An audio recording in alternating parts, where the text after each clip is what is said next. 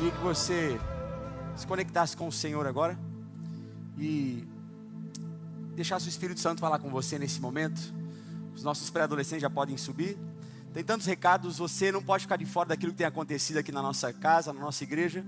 Tem aí o recado dos homens. Você que é homem, você que deseja participar aí do Largados e Abençoados, mais um episódio desse acampamento de homens, né? Você é muito bem-vindo.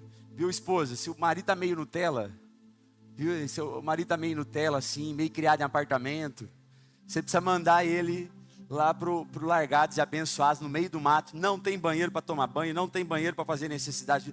A comida tem que caçar a comida e fazer a comida. Então é um tempo precioso de Deus. O Mateus Giatti com a equipe dos homens já está preparando aí uma programação maravilhosa para esses dias. Então não fique de fora. Eu desafio você, homem, você virar mais macho, assim, ter uma experiência no meio do mato. Vai ser bênção demais. Eu encorajo você a fazer parte. Então, depois vai ter mais informações. Aí também aproveitando, quero falar aqui, ó. A nossa loja, a nossa store está de volta. E aí tem algumas camisetas que estão em promoção. Já esqueci todos os preços. Essa aqui, ó, camiseta Filhas, 15 reais, 50% off. Passa lá hoje, irmã. Vamos terminar com esse estoque aí, porque inclusive esse ano também tem conferência Filhas. Então já vamos terminar com esse estoque. Tem outros modelos aqui, 25 e 25 também. Ok? Pode levar esse aqui. Esse aqui eu queria, uma irmã vai fazer aniversário essa semana. Cadê? Uma irmã vai fazer aniversário essa semana. Fez semana passada. Não, aniversário de nascimento. Você, irmã, então vem aqui, ó.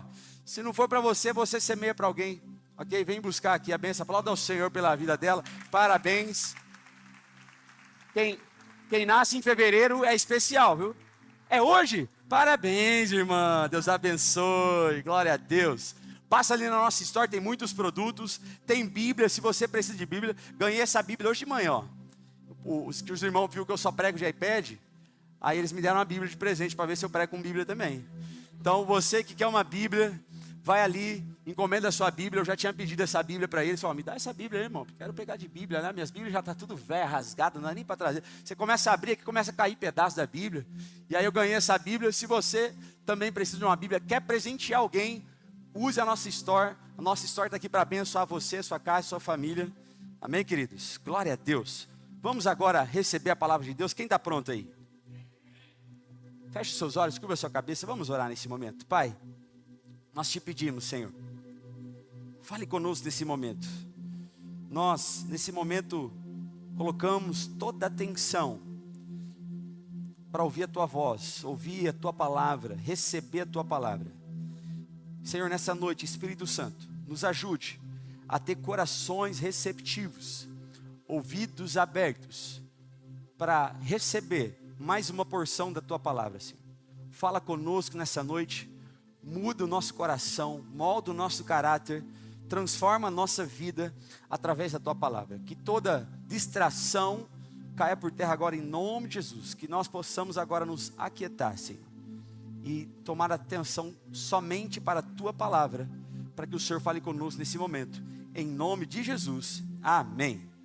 Como vocês sabem, estamos aí numa série Mudanças. Quem já começou a ser mudado por Deus aí? Dá um glória a Deus.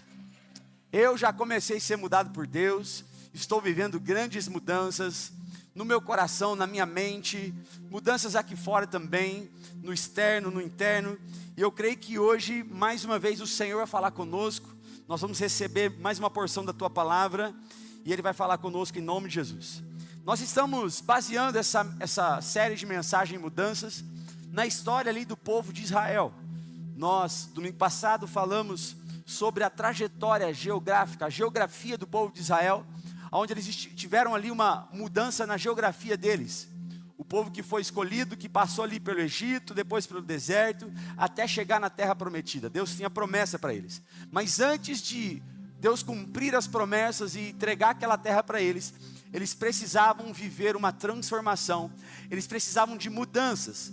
E é sobre isso que nós estamos batendo na tecla. Antes de Deus mudar a sua geografia, antes de Deus mudar algo aqui fora, o Espírito Santo deseja primeiro mudar algo dentro de você.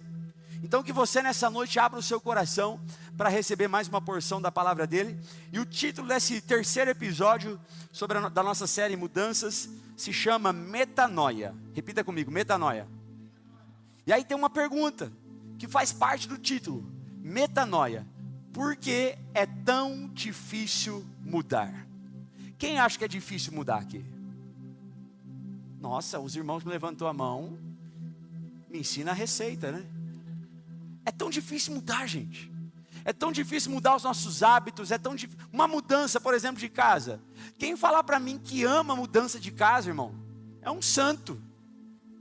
Realmente foi transformado por Deus, porque quando chega a mudança, por mais que você está indo para um lugar novo, que você quer, toda mudança de casa causa um transtorno, então não é fácil mudar. É difícil, as mudanças que precisam acontecer em nós, são mudanças difíceis.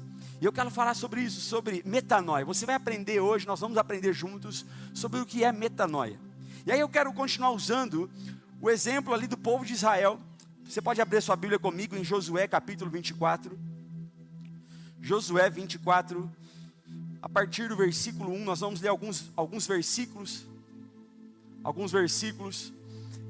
E vamos aprender mais um pouco com esse episódio, com o pessoal aí do povo de Israel, Josué já assumiu a liderança, e eu quero ler o 2, começar pelo 2, vou pulando alguns versículos para a gente ser mais dinâmico aqui na nossa leitura, mas o versículo 2 de Josué 24 diz assim: Josué disse a todo o povo, assim diz o Senhor, o Deus de Israel, há muito tempo os seus antepassados, até mesmo Terá, pai de Abraão e de Naor, viviam além do Eufrates e prestavam culto a outros deuses.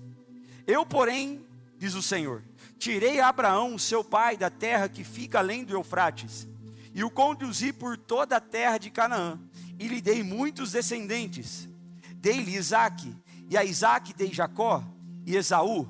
A Esaú dei uma herança, como herança os montes de Seir, mas Jacó e os seus filhos desceram para o Egito. Então enviei Moisés e Arão, e feri o Egito com pragas, com as quais os castiguei, depois tirei vocês de lá.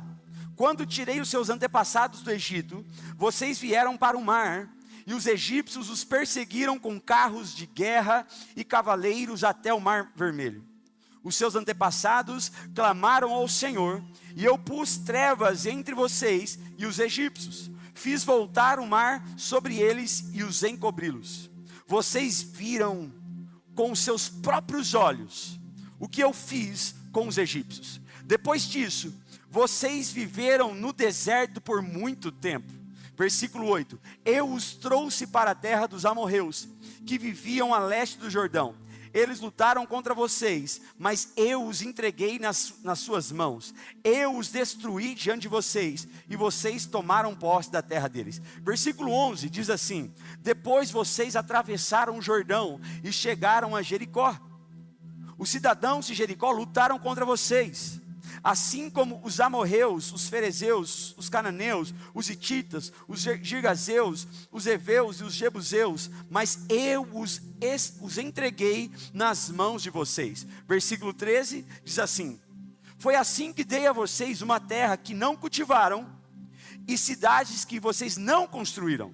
Vocês moram nelas e comem de vinhas e olivais que não plantaram.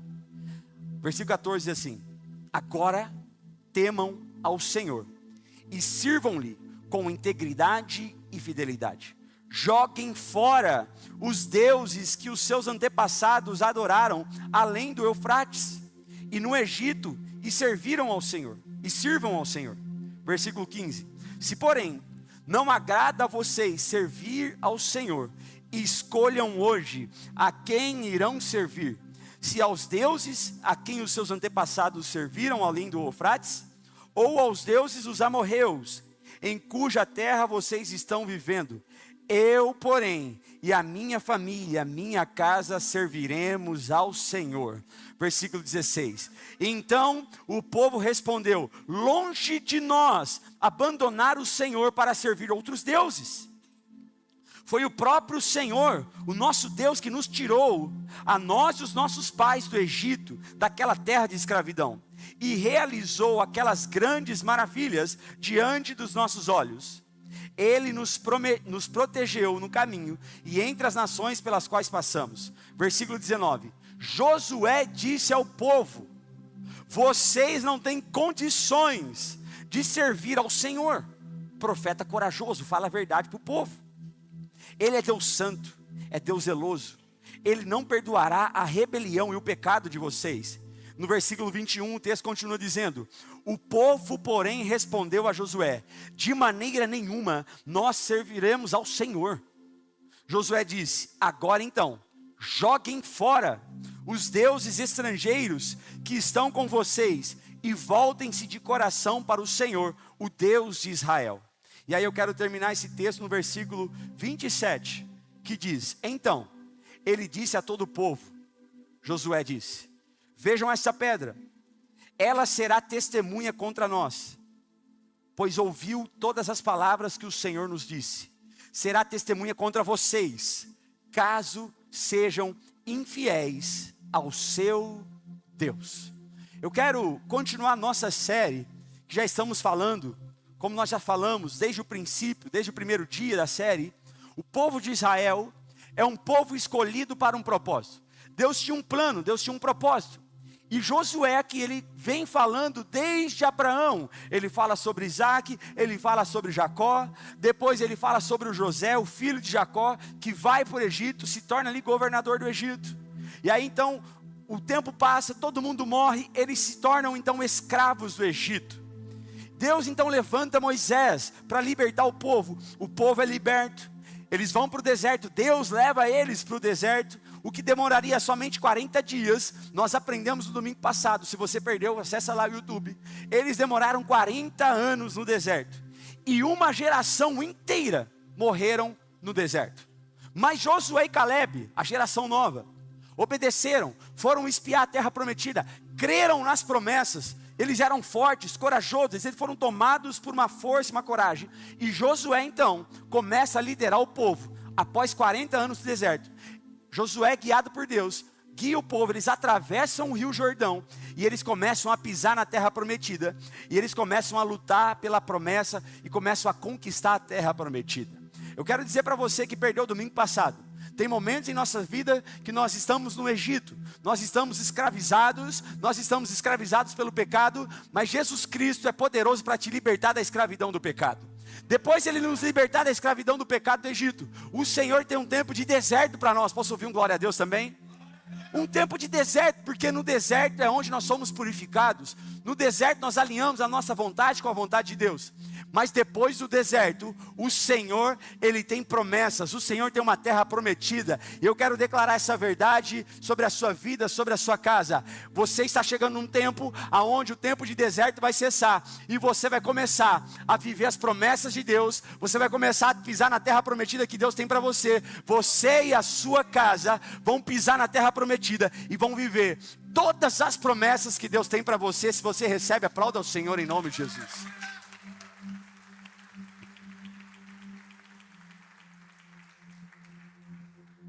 Mas esse texto diz que depois que o povo já estava ali conquistando a terra prometida, eles já estavam usufruindo da terra prometida, muitas mudanças aconteceram, como nós vimos até aqui. Josué, ele reúne o povo e começa a lembrar o povo de tudo o que aconteceu até ali.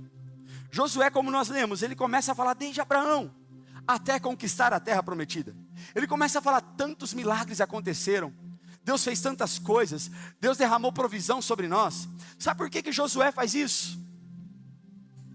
Porque nós esquecemos muito fácil do que Deus fez. O povo de Israel se esquecia muito rápido daquilo que Deus fez. E o povo de Israel começava então a lembrar só do passado, a querer viver do passado. O povo começou a se esquecer. Sabe por que isso? O ser humano, ele tem uma facilidade em supervalorizar a circunstância atual. O ser humano, ele tem facilidade em supervalorizar as provações, as lutas, as pelejas. E talvez você está passando um tempo de deserto, talvez você está passando um tempo de luta, de dificuldade na sua casa, na sua família. Cuidado, porque nós seres humanos, nós temos a facilidade de supervalorizar aquilo que está acontecendo agora. E começamos a esquecer, a desvalorizar aquilo que Deus fez no passado. Às vezes a gente vive como se Deus nunca cuidou de nós. Às vezes nós vivemos como se a gente nunca recebeu e viveu promessas de Deus. Às vezes a gente vive como se Deus não existisse. Principalmente quando a gente conquista e recebe as promessas que a gente tanto queria. Quem está vivendo promessa de Deus aqui? Eu estou vivendo as promessas de Deus. Mas olha o que Josué está fazendo. Ele está dizendo assim, ó, cuidado. Porque a tendência do ser humano é esquecer do que Deus fez. E em alguns casos, esquecem até de Deus. Eu sinto de falar aqui nessa noite, que existem pessoas aqui presencialmente ou online, que você pediu tanta coisa para Deus, você pediu tantas promessas para Deus, você tomou posse das promessas de Deus, Deus demorou para fazer, mas quando Ele fez, você viveu as promessas, você conquistou tudo que Ele tinha para você. Mas muitas pessoas, depois que começou a viver as promessas, se esqueceram de Deus. Se esqueceram do que Deus fez. E é exatamente isso que Josué está fazendo. No versículo 13 e 14, ele diz: foi assim que dei a vocês uma terra que não cultivaram, e cidades que vocês não construíram. Eu dei para vocês. Vocês moram nelas, e comem de vinhas e olivais que não plantaram. Vocês estão usufruindo de algo que eu preparei para vocês. Eu prometi, eu estou cumprindo. No versículo 13 e 14. E aí Josué diz para eles assim: porém agora, temam ao Senhor e sirvam-lhe com integridade e fidelidade. Repita comigo, integridade e fidelidade. E aí Josué continua dizendo: agora que nós estamos aqui na terra prometida, joguem fora os deuses que os seus antepassados adoraram além do Eufrates e no Egito, e sirvam ao Senhor. Sabe o que está acontecendo aqui? Josué mais uma vez está lutando por mudanças. Mudanças. E é o que tem acontecido em nossas vidas. Nós temos um novo endereço, Deus preparou uma terra prometida para nós, e logo nós vamos pisar no nosso novo endereço. Quem crê nessa verdade, nessa palavra, nessa promessa? Nós estamos caminhando em direção a um novo endereço que o Senhor preparou para nós, ali perto do São Vicente, perto da Ampélio Gazeta. Mas olha só, antes de uma mudança externa, Deus, Ele quer mudar o nosso coração. Eu tenho certeza que nesse ano de 2025, você e a sua casa viverão grandes mudanças. Mas antes de você viver mudanças externas, o Senhor deseja mudar o seu coração. E é isso que Josué está batalhando com o povo. Porque o povo passou pelo Egito, passou pelo deserto, pisou na terra prometida, conquistou a terra prometida, porém muitos ainda tinham deuses guardados em suas casas. E queriam repartir a glória, a adoração com outros deuses. Muitos ainda adoravam outros deuses. E Josué está aqui batalhando por isso. E aí no versículo 15, que nós conhecemos, a palavra de Deus diz assim, ó: se porém, Josué falando, não agrada a vocês servir ao Senhor, escolham hoje a quem irão servir. Se aos deuses a quem seus antepassados serviram além do Eufrates, ou aos deuses dos amorreus, em cuja terra vocês estão vivendo. E ele, cheio de ousadia, ele diz: eu não sei vocês, porém, eu e a minha casa serviremos ao Senhor. Nessa noite, o Senhor trouxe você aqui para você decidir quais são os deuses que você vai adorar. Quais são os deuses que você e a sua casa vai continuar adorando? E eu estou aqui como Josué, como profeta de Deus, dizendo: eu não sei vocês, mas eu e a minha casa serviremos ao Senhor. Se você toma posse dessa verdade, vamos declarar 3 vezes: eu e a minha casa serviremos ao Senhor. Repita de novo: eu e a minha casa serviremos ao Senhor. Mais uma vez: eu e a minha casa serviremos ao Senhor. Se você crê nisso, aplauda Ele em nome de Jesus.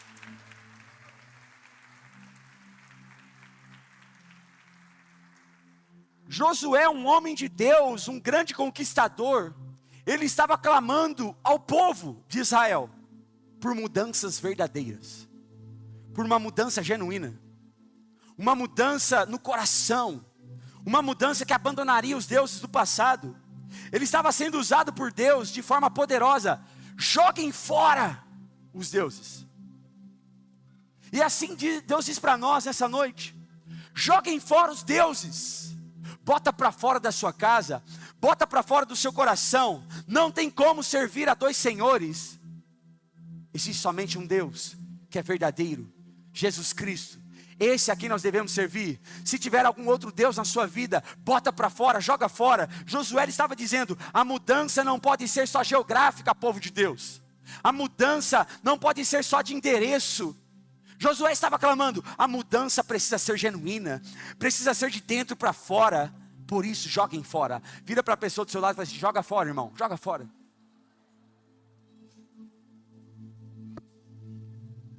O que é que tem dentro da sua casa que você ainda não jogou fora? O que é que está acontecendo dentro do seu coração que tem impedido você de adorar somente a Deus? O que é que tem acontecido na sua vida que você tem tentado adorar a Deus, mas também os seus deuses? Josué estava clamando por uma mudança de verdade. Josué sabia da tentação daquele povo, que quando eles pisassem na terra prometida, e agora que eu conquistei o que eu tanto queria, agora eles correriam um risco de se esquecer de Deus, do que Deus fez, e começar a adorar, idolatrar os deuses dos seus antepassados. E não é surpresa para ninguém. Josué avisa. E mesmo Josué avisando, o povo de Israel voltou a adorar outros deuses. O povo não jogou os seus deuses fora, a idolatria para fora. Abra comigo a sua Bíblia lá em Juízes capítulo 6, versículo 1. A história continua, nós acabamos de ler Josué, o último capítulo. Começa então o livro de Juízes. E aí em Juízes começa uma série de situações onde o povo de Israel está pisando na bola. E eu escolhi o capítulo 6, que diz assim, o capítulo 6, versículo 1. De novo, repita comigo, de novo.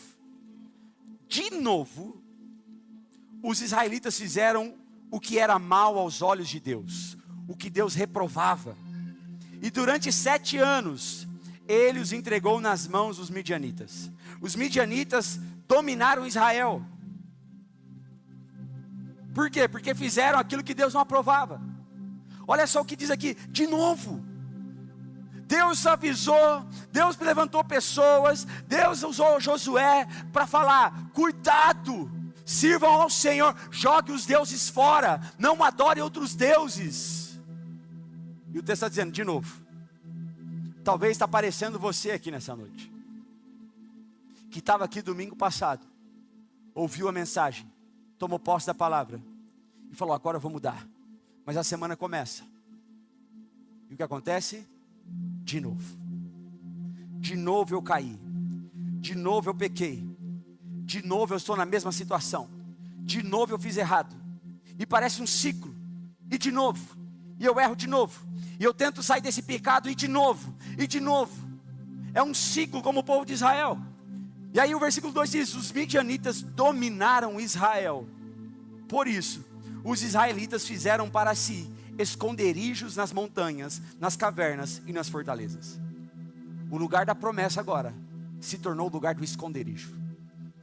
A terra que Deus preparou para eles, por falta de obediência, por falta de temor, porque eles não jogaram fora os deuses, eles idolatraram aqueles deuses. Agora aquele lugar eles precisavam se esconder no meio da promessa que Deus preparou para eles. Versículo 4 diz assim: acampavam na terra e destruíam as plantações ao longo de todo o caminho, até Gaza, e não deixavam nada vivo em Israel, nem ovelhas, nem gado, nem jumentos. Eles subiam trazendo o seu gado e as suas tendas, e vinham como enxames de gafanhotos. Era impossível contar os homens e os seus camelos. Invadiam a terra para devastá-la. Versículo 6: por causa de Midian, Israel empobreceu tanto que os israelitas clamaram por socorro ao Senhor.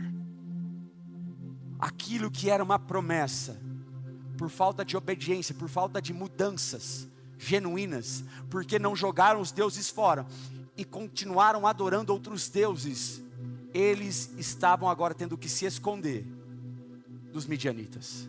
Empobreceram.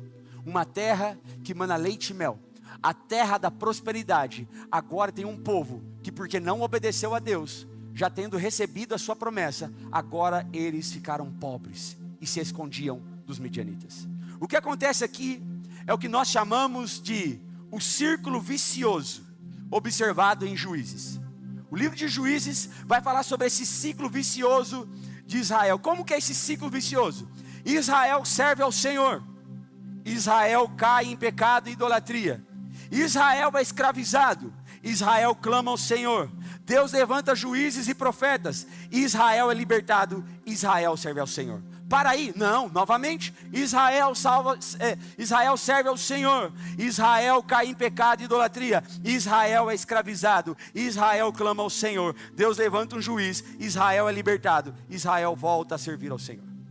Talvez é a situação de muitos aqui, muitos que vivem nesse ciclo, aonde eu sirvo ao Senhor, mas eu caio em pecado, eu sou escravizado, a minha vida quase é destruída, eu clamo ao Senhor, Ele tem graça e misericórdia, eu volto para os caminhos, eu me arrependo dos meus pecados, mas logo logo o tempo passa e eu volto a cair de novo, eu volto a cometer o mesmo pecado.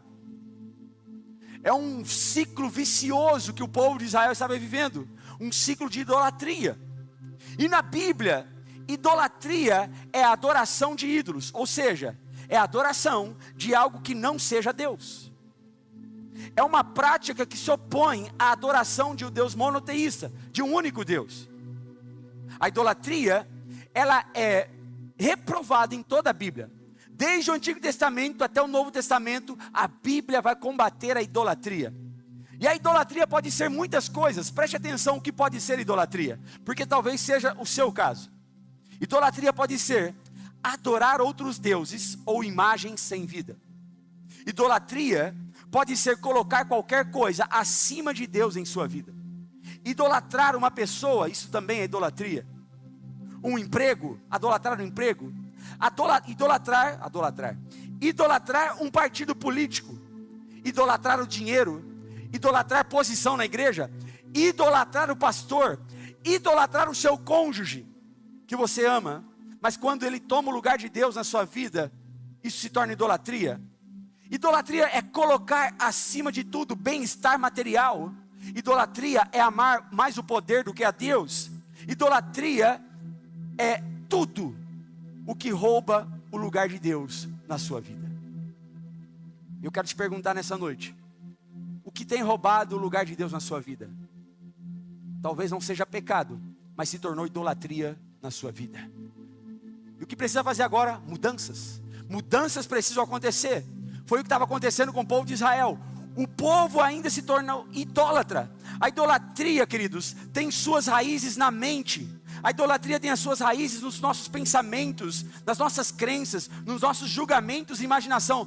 Toda idolatria nasce primeiro aqui na mente do ser humano. Toda idolatria nasce no coração. E porque nasceu aqui dentro, se tornou uma idolatria. João Calvino dizia assim, que o coração é uma fábrica de ídolos. Por isso vigie.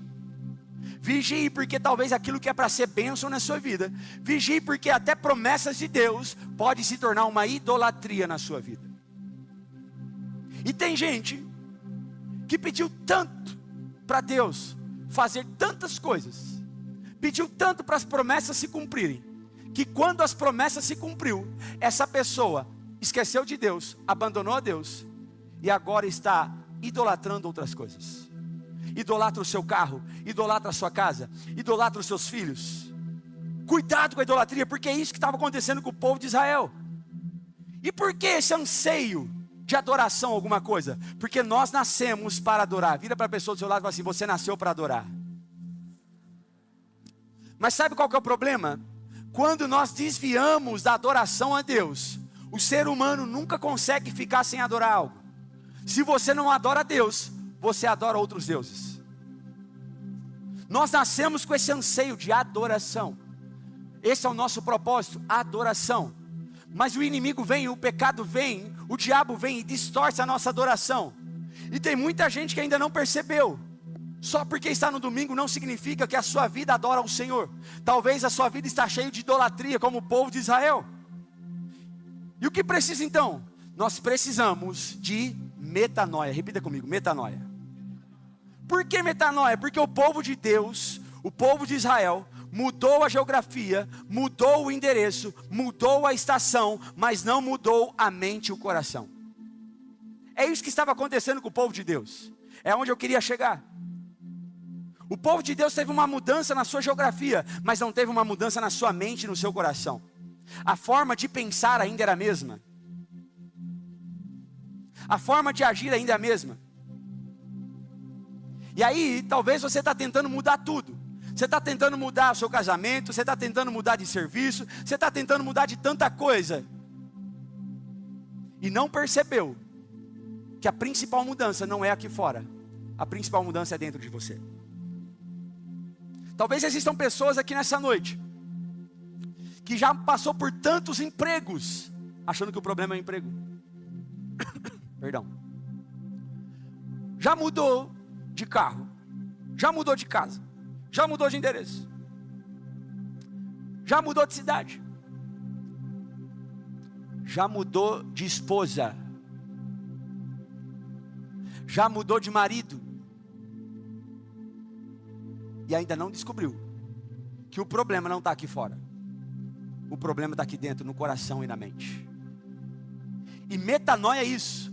Por isso que é tão difícil mudar.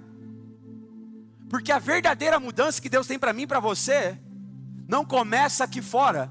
A verdadeira mudança que Deus tem para mim e para você começa aqui dentro, no coração. É de dentro para fora.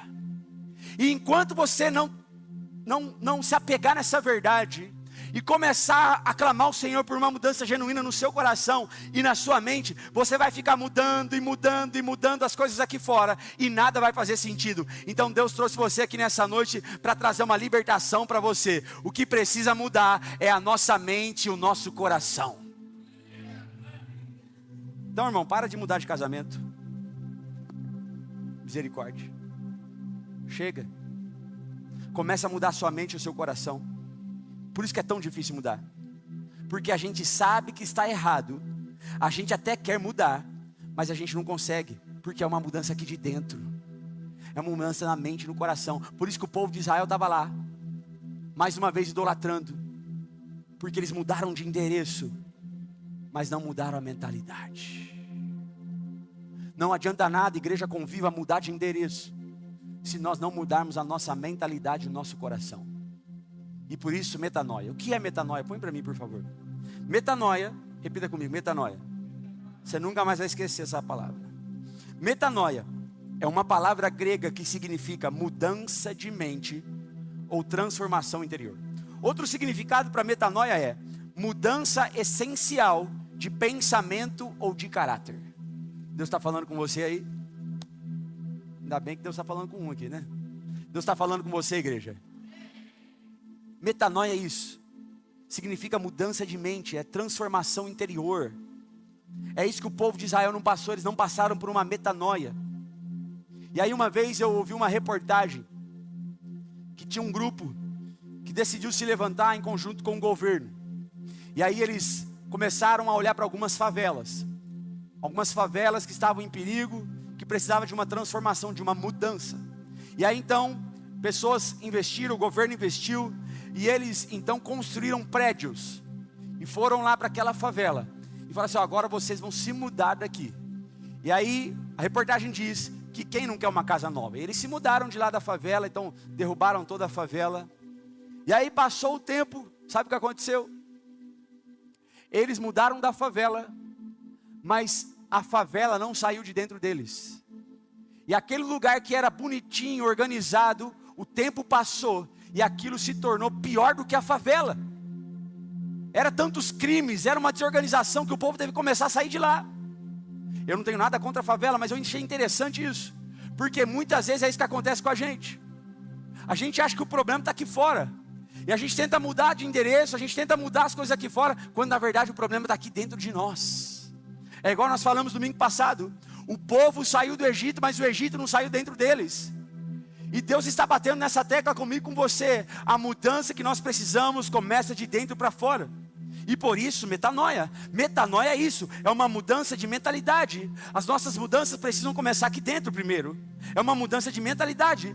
Na filosofia, na psicologia, na espiritualidade, metanoia é um processo de mudança profunda na forma como uma pessoa pensa, percebe e se relaciona com o mundo. Por isso, metanoia é uma mudança aqui. Se não mudar aqui primeiro, não vai ter mudança aqui fora. E talvez você está começando do lado errado. Você está tentando mudar os seus comportamentos. Isso é bom? É bom. Mas não adianta tentar mudar comportamento se não mudar os pensamentos. Não adianta mudar as atitudes se primeiro não mudar a forma de pensar. Se não conseguir governar os pensamentos. E aí a Bíblia nos dá a receita perfeita para a verdadeira mudança. Romanos capítulo 12, versículo 2. Abra sua Bíblia comigo. A palavra diz assim, em Romanos capítulo 12, versículo 2. E não vos conformeis, mas transformai-vos pela renovação da vossa mente, para que experimenteis qual seja a boa, agradável e perfeita vontade de Deus. Em outra versão, na versão NVT, tem como colocar para nós? Versão NVT, a palavra de Deus diz assim, ó. Não imitem o comportamento e os costumes deste mundo. Não imitem. Aquilo que vocês estão acostumados, os costumes desse século, não imitem esse comportamento. Mas deixem que Deus os transforme, mude vocês por meio de uma mudança em seu modo de pensar. É uma transformação por meio da sua maneira, a mudança do seu pensamento, da maneira que você pensa. A fim de que experimentem a boa, agradável e perfeita vontade de Deus. O que a palavra de Deus está nos ensinando? Que quando não acontece uma mudança de mentalidade, quando você não muda os seus pensamentos, você vai continuar escravo da tua mente, você vai continuar escravo dessa vida ruim, do pecado. Quando você não muda a sua mente, essa transformação que Deus quer fazer de dentro para fora, essa mudança que Deus quer fazer de dentro para fora, quando você não muda a sua maneira de pensar, você não descobre a vontade de Deus para a sua vida. E a vontade de Deus para nós é o que a palavra de Deus está dizendo, a fim de que experimentem a boa, agradável e perfeita vontade de Deus. Quando eu não mudo a minha mente, eu não descubro qual é a vontade de Deus para a minha vida. E foi isso que o povo de Israel estava vivendo. E por isso, metanoia. Romanos 12, 2 é sobre isso, é sobre uma metanoia, é sobre uma mudança de mentalidade. Eu creio que nessa noite, pessoas serão libertas, pessoas serão tocadas, e você vai sair daqui diferente, os seus pensamentos vai ser diferente, você vai começar a pensar de forma diferente, a sua mente vai ser renovada, os seus pensamentos serão renovados, e você vai começar a viver as promessas e a vontade que Deus tem para a sua vida, para a sua casa e para a sua família. Aplauda ao Senhor.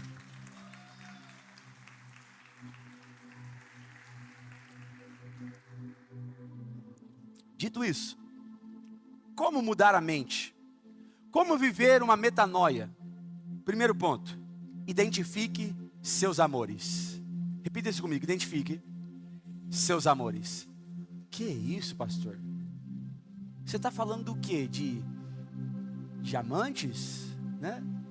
Eu, graças a Deus, eu tenho um amor na minha vida, chama Bruna, maravilhosa, mulher de Deus, meu amor.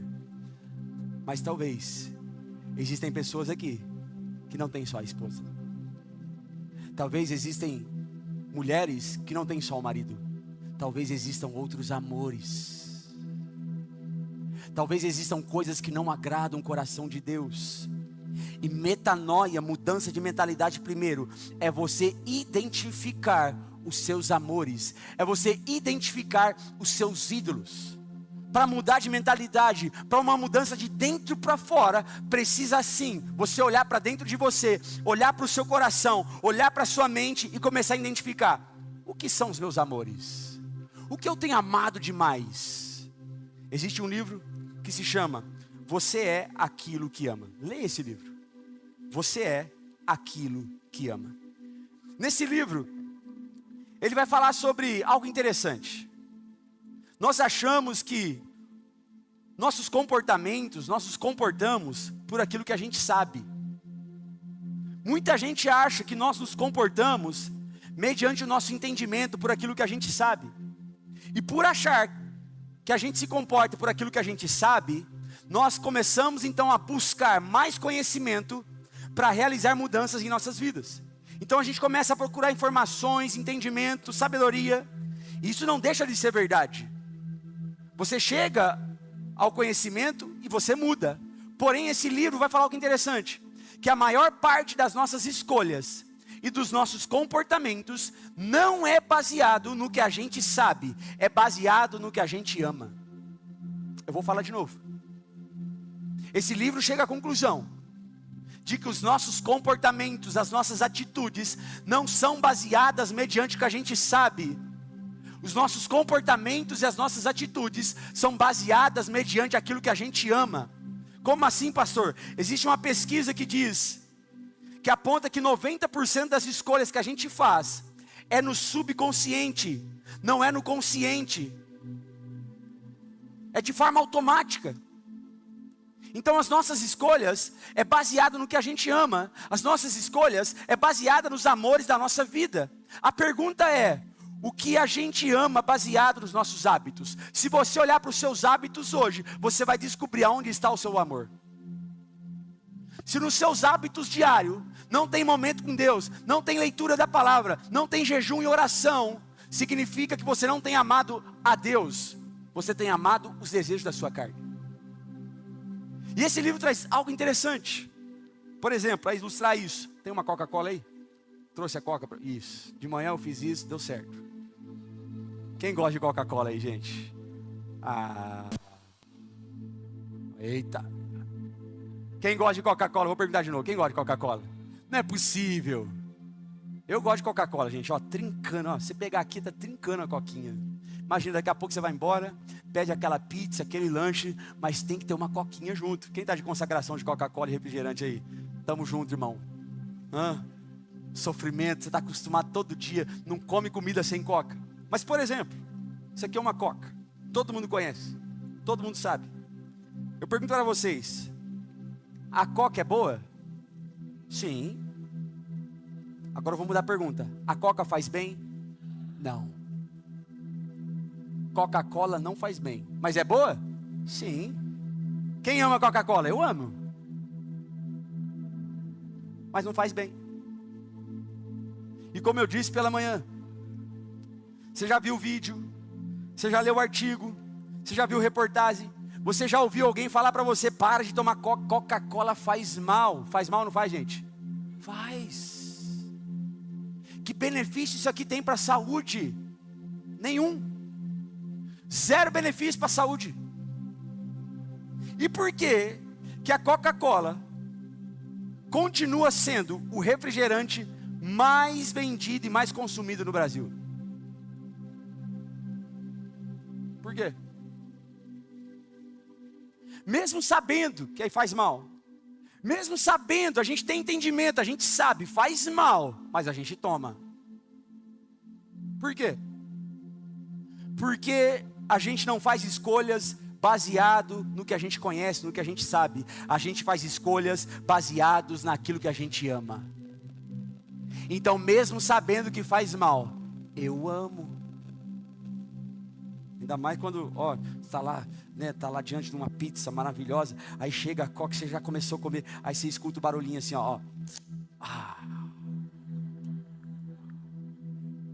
Nossa, chega a dar um arrepio, gente. Se tiver um copo, então, de vidro ou de alumínio, melhor ainda, que você põe um gelinho dentro, um limãozinho dentro, meu Deus, você não quer guerra com ninguém, irmão. A hora que você está comendo uma pizza com a coca gelada, mas faz bem? Mas por que toma então? Porque a gente ama. Porque as nossas escolhas não são baseadas no que a gente sabe. As nossas escolhas é baseado naquilo que a gente ama.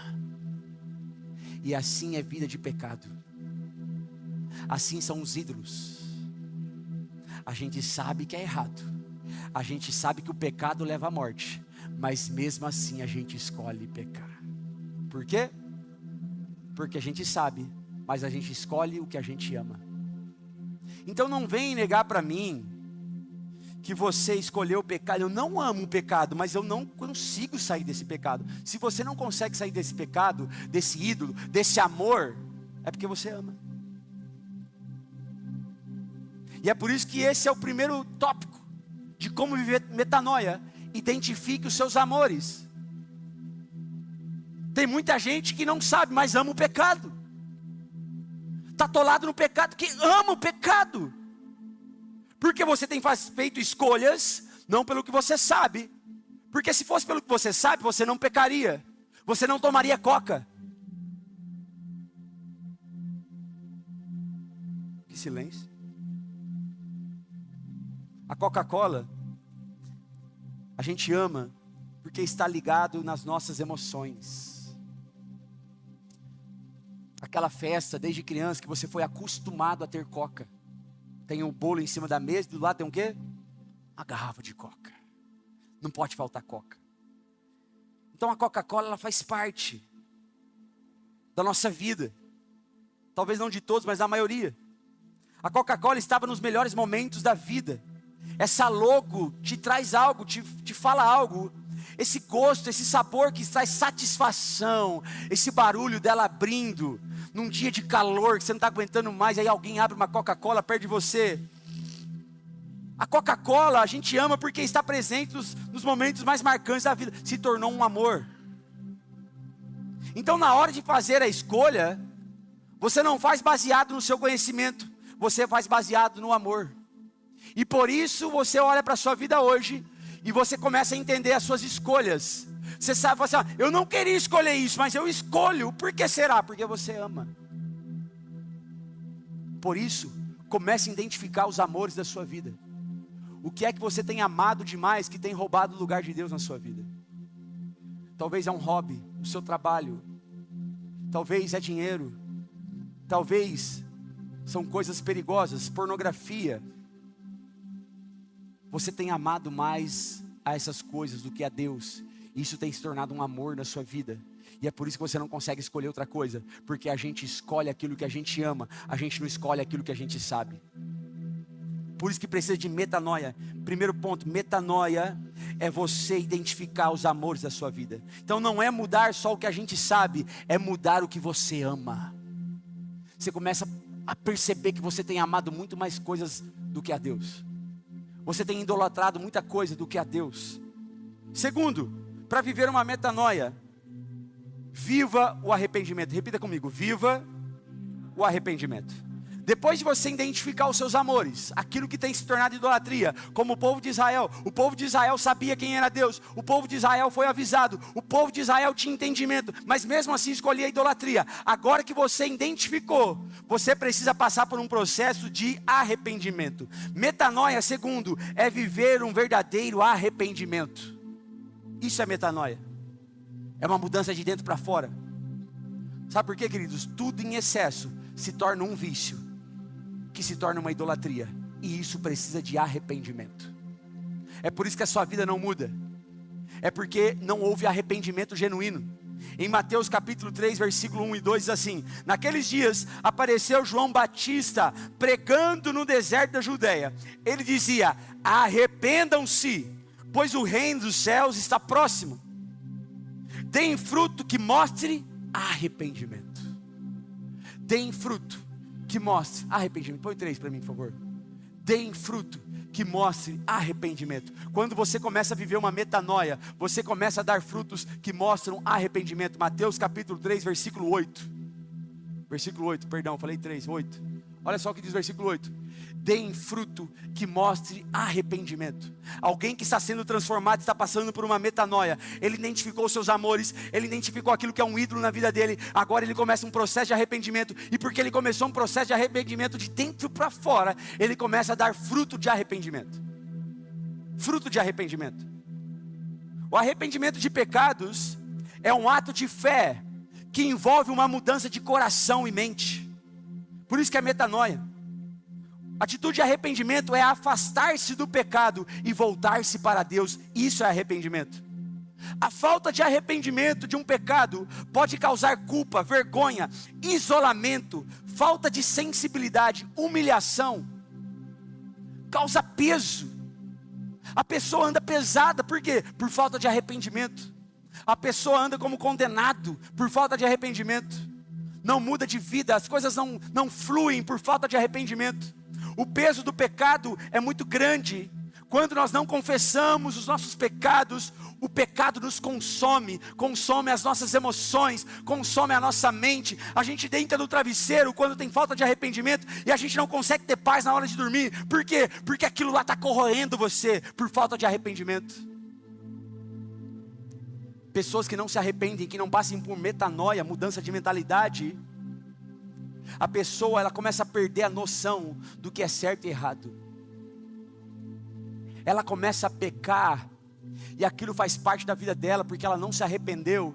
E para ela já se tornou um hábito, o pecado já se tornou um hábito. E aí a pessoa começa a falar assim: não, não é um pecado, é um problema que eu tenho. Eu tenho problema com pornografia, eu tenho problema com sexo fora do casamento, eu tenho problema. Não, você não tem problema, você tem pecado que você ainda não passou por arrependimento. E por isso que metanoia é arrependimento. E se a pessoa não se arrepende, ela começa a perder a noção. Vira uma mistura do que é certo e o que é errado. Quando não há arrependimento, não tem metanoia, logo a pessoa se torna escrava da tua mente.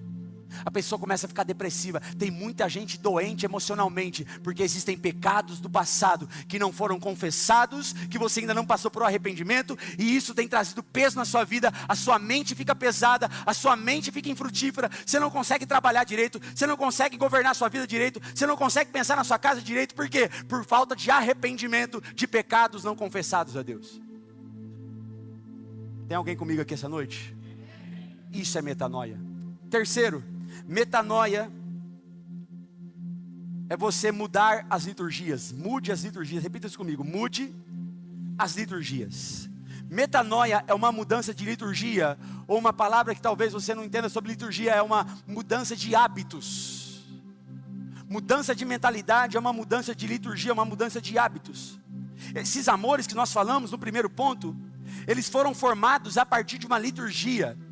Eles foram formados a partir de um hábito que você permitiu. E porque você permitiu essa liturgia na sua vida, esse hábito na sua vida, você está preso nisso. Deixa eu falar algo para você. Como que isso acontece? O que são liturgias? Tudo que você assiste na sua casa, tudo que você vive de forma repetida, foi formando você, foi formando aquilo que você ama. Tudo que você passou na sua infância, na sua adolescência, na sua juventude, tudo que você foi permitido entrar dentro de você, pelos seus ouvidos, pelos seus olhos, pelas suas mãos, pela sua mente, tudo isso foi formando amores dentro de você, através de liturgias. Todo lugar tem uma liturgia. Por exemplo, em casa, no café da manhã tem uma liturgia, na escola tem uma liturgia, no trabalho tem uma liturgia, na igreja tem uma liturgia. Por isso que a gente faz o que a gente faz aqui, é uma liturgia. São repetições de liturgia que formam os nossos amores que falamos no primeiro ponto. E como realizar essa mudança de mente então? Essa metanoia? Mudando liturgia. É você abandonar aquilo que é pecado. É você abandonar as suas práticas, os seus hábitos. É como uma música. A música é uma liturgia. Um vídeo é uma liturgia. Se eu fico lá ouvindo sobre traição, se eu fico ouvindo sobre adultério, se eu fico ouvindo sobre poder, sobre dinheiro, sobre ter dinheiro, o que a sua mente vai começar a fazer? Inconscientemente, você começa então a querer isso. O que eu assisto? Começa a assistir coisas, isso começa a alimentar a sua mente. Precisamos de mudanças de liturgias. Pastor, eu tenho a liturgia de trabalhar a semana inteira, e quando eu chego do trabalho, eu necessito sentar na frente da televisão, eu necessito sentar no meu sofá, abrir o Instagram e ficar lá assistindo os vídeos. É uma liturgia. Sabe o que está acontecendo? Está acabando com a sua mentalidade, está acabando com a sua mente, com o seu coração. Aí você fica a semana inteira enfiado dentro de redes sociais, assistindo série, assistindo Netflix. Chega no domingo, você não orou, você não jejuou. Chega aqui, você quer adorar. A mente está poluída por causa da liturgia que você tem na semana. Chega aqui, você quer cumprir uma liturgia de adoração a Deus. Se você não mudar a sua liturgia, você não vai ter mudança de mentalidade. Aquilo que a gente está constantemente ouvindo, assistindo, conversando, consumindo, formam os nossos amores, formam a nossa idolatria. E um dos segredos para mudar é: mude de liturgia. Irmão, entrou no carro, põe louvor. Chegou em casa, põe louvor. Ah, pastor, mas não pode ver aquela musiquinha. Irmão, você vai estar alimentando a sua mente. Quem precisa de mudança de liturgia. Muda, irmão. Eu estou acostumado a chegar em casa e ficar mexendo no Instagram. Chega em casa, irmão, abre a tua Bíblia, deixa Deus falar com você. Começa a mudar a sua liturgia. Sabe o que é a minha liturgia? É um culto. A sua liturgia durante a semana vai mostrar quem você tem adorado durante a semana, ou quem você tem idolatrado durante a semana.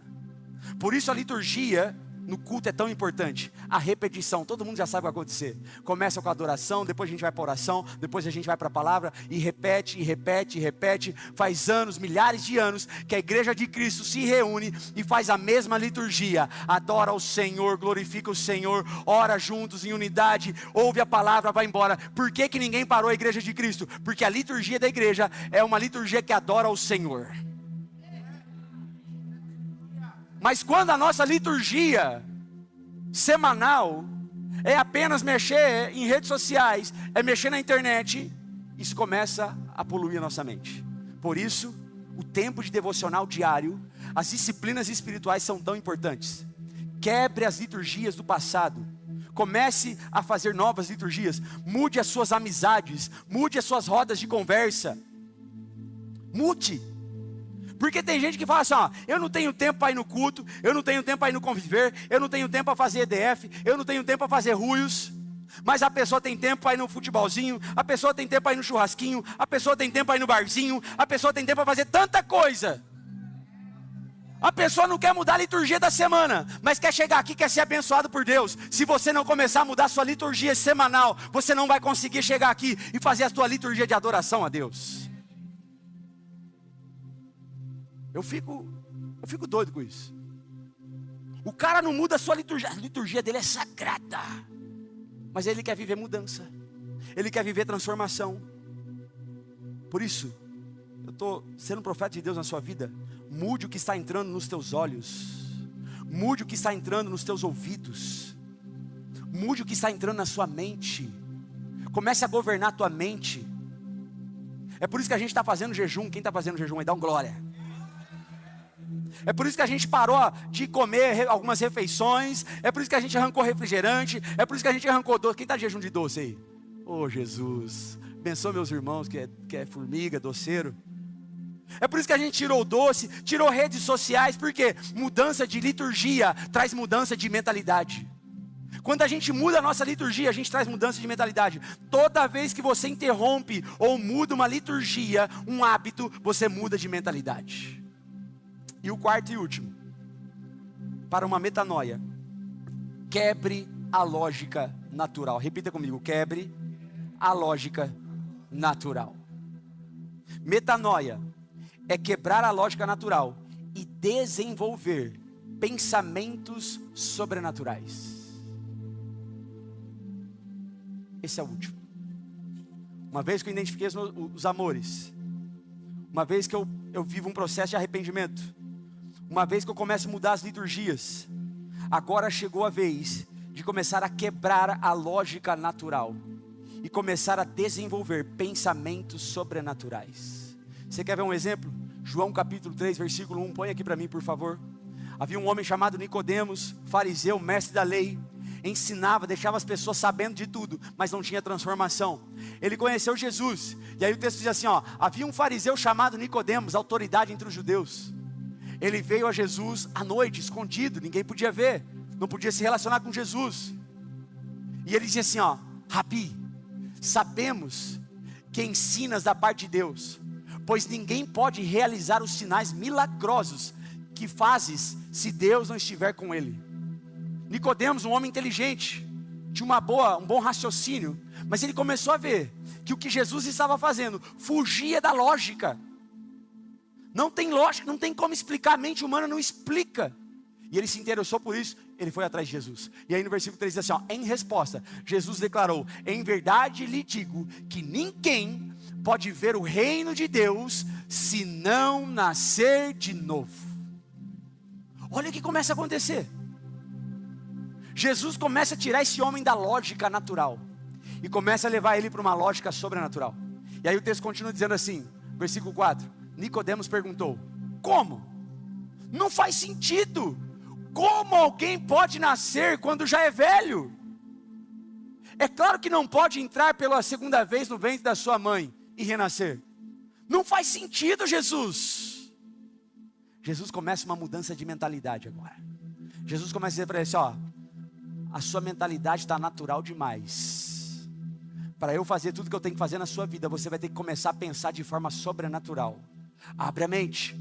E aí Jesus continua dizendo assim, ó, Jesus respondeu, em verdade lhes digo que ninguém pode entrar no reino de Deus se não nascer da água e do Espírito. Versículo 6, o que nasce da carne é carne, mas o que nasce do Espírito é Espírito.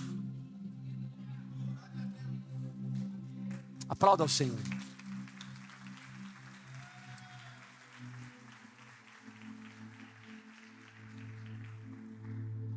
Sabe o que está acontecendo aqui? Jesus está ensinando ele metanoia. Você está pensando com a razão, você está pensando de forma natural. Jesus está dizendo assim, ó, para você viver tudo que eu tenho, para você entrar no reino de Deus, não adianta você ficar pensando só de forma natural. Você precisa agora começar a pensar de forma sobrenatural. Seus pensamentos agora não podem ser só pensamentos naturais dessa terra. Os seus pensamentos agora precisam estar ocupados com as coisas do céu, com as coisas do sobrenatural de Deus. Isso é metanoia. E aí existe uma frase antiga, que quase já não se ouve mais. Mente vazia, oficina do diabo. Quando a mente está vazia das coisas de Deus, ela se torna uma oficina do diabo. É por isso que o quarto ponto é quebre a lógica natural e comece a colocar dentro da sua mente aquilo que é sobrenatural, aquilo que é do céu, aquilo que é eterno. Sua mente está ocupada demais com a coisa momentânea, com situações passageiras, com aquilo que está matando você, está tirando a sua paz. Comece a encher a sua mente agora com os pensamentos do céu. Tire a sua mente da lógica natural e comece a elevar a sua mente agora para o céu, para aquilo que é sobrenatural, para aquilo que é eterno. É isso que Jesus está ensinando. Outro ensinamento muito forte que eu lembro que sempre foi ensinado: você não pode impedir que um passarinho voe sobre a sua cabeça, mas você pode impedir que ele faça ninho na sua cabeça. Assim são os pensamentos. Você não pode impedir a lógica natural. Você não pode impedir que um pensamento voe sobre você, venha sobre a sua mente. Mas você pode impedir que esses pensamentos intrusos façam ninho na sua cabeça e comecem a mudar você para o mal. Você precisa ocupar a sua mente com pensamentos sobrenaturais. Cadê o louvor? Pode entrar o louvor. Você precisa ocupar a sua mente com pensamentos sobrenaturais. Eu sinto no meu espírito, enquanto eu orava agora à tarde, eu não falei isso hoje pela manhã, e eu estava orando sobre isso, sobre esse quarto ponto, e o Espírito Santo falou para mim: você vai orar específico, porque tem pessoas que estão vivendo de forma de forma escravizada na sua mente. As pessoas estão sendo atacadas em suas mentes. Elas estão pensando demais naquilo que é natural. Tem pessoas que são escravizadas por essa terra, pelas circunstâncias da terra. Pessoas que estão pensando só no natural. E por isso, elas não conseguem viver metanoia. Elas não conseguem viver mudanças dentro delas. Elas não conseguem mudar as coisas aqui fora, porque elas ainda estão aprisionadas em pensamentos que só falam sobre o natural. Jesus trouxe você aqui nessa noite para dizer para você que Ele quer libertar a sua mente. Ele quer que você comece a pensar naquilo que é do alto. Ele quer que você comece a pensar naquilo que é do céu. Ele quer que você comece a pensar nas promessas de Deus, naquilo que Ele pode fazer na sua casa, na sua família. Nessa noite o Senhor deseja, o desejo do Pai para você é que você comece a mudar a tua mentalidade. Você comece a mudar a sua mentalidade de escravo para filho amado do Pai. Você comece a parar de pensar naquilo que é somente natural e comece a pensar naquilo que é sobrenatural. O Espírito Santo falou isso muito forte ao meu coração, que existem pessoas que estão aprisionadas na sua mente, pensamentos terríveis, pensamentos que estão matando você, tirando a tua paz. Você está tentando controlar seus pensamentos e você não consegue. Olha o que a palavra de Deus diz em 1 Coríntios capítulo 2, versículo 14. O homem natural não aceitam as coisas que vêm do Espírito de Deus, pois para eles são loucura. Você está natural demais. É por isso que você está aprisionado na sua mente. Você está muito natural. Você está precisando ter contato com aquilo que é sobrenatural. Você está precisando colocar a palavra de Deus na sua mente. Você está precisando cantar louvores, adorar o Senhor de forma extravagante. Você começa a pensar agora naquilo que é do céu. Porque o texto está dizendo: o homem natural não aceita as coisas que vêm do Espírito de Deus, pois para eles são loucura. Não é capaz de entendê-las, porque elas são discernidas espiritualmente. E aí o texto continua dizendo assim, contudo, o homem espiritual julga todas as coisas, e ele mesmo por ninguém é julgado. Pois quem conheceu a mente do Senhor para que possa instruí-lo? Nós, porém, temos a mente de Cristo. Vamos ler todos juntos, 1, 2, 3 e já. Nós, porém, temos a mente de Cristo. Eu quero declarar sobre a sua mente agora. Eu quero declarar para dentro do seu interior que o Senhor está mudando todo pensamento contrário à palavra dele, que o Senhor está mudando pensamentos de morte, o Senhor está mudando pensamento de escravidão, o Senhor está mudando a sua mentalidade aqui nessa noite. Há uma metanoia acontecendo. Ele está tirando os seus pensamentos daquilo que é somente natural, e Ele está levando os seus pensamentos agora para aquilo que é sobrenatural. Eu profetizo sobre a sua vida. Você tem a mente de Cristo. Chegou o tempo de uma metanoia. Chegou o tempo de uma mudança de dentro para fora. Os seus comportamentos vão mudar. A sua vida vai mudar. A sua casa vai mudar. Porque hoje começa uma mudança de dentro para fora. Hoje começa uma mudança na sua mente. Você vai começar a viver. Você vai começar a pensar. Você vai começar a ter a mente de Cristo. Você vai começar a ter os pensamentos de Cristo. Você vai começar a ter as ideias de Cristo. Você vai começar a ter as atitudes da palavra de Deus. Você vai ser governado não pelas suas emoções. Você não vai ser governado pelos seus pensamentos. Você será governado pela palavra de Deus. A palavra que governa, a palavra que transforma, a palavra que liberta. Se você crê nessa verdade, fique de pé no seu lugar e comece a orar, comece a clamar o Espírito Santo de Deus. Comece a falar: Espírito Santo, eu tenho a mente de Cristo. Espírito Santo, eu levo agora cativo a minha mente ao Senhor. Espírito Santo, nesse momento nós oramos sobre as mentes e corações aqui nessa noite. Feche os seus olhos, coloque a mão na sua mente agora, coloque a mão na sua cabeça. Comece a orar agora no seu lugar. Comece a declarar, fala assim: eu quero ter a mente de Cristo. Eu quero ser liberto daquilo que me aprisiona. Eu quero viver metanoia. Comece a falar: eu quero viver metanoia. Eu quero viver uma mudança de mentalidade, Senhor. Eu quero viver mudanças aqui dentro. Eu quero pensar de forma diferente. Eu quero agir de forma diferente. Eu preciso de uma mudança que comece aqui, Senhor.